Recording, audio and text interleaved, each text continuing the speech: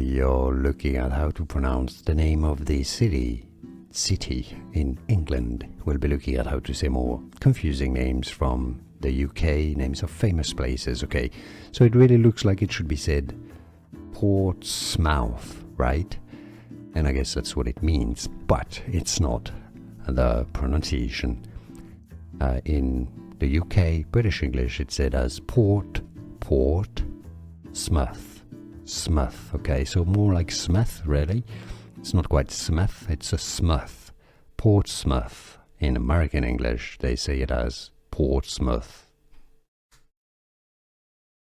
We are looking at how to pronounce the name of the city in England. We'll be looking at how to say more confusing names from the UK, names of famous places, okay?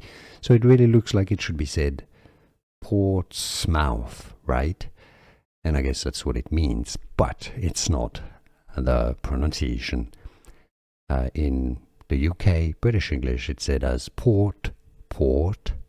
Smith, okay? So more like Smith, really. It's not quite Smith, it's a Smith.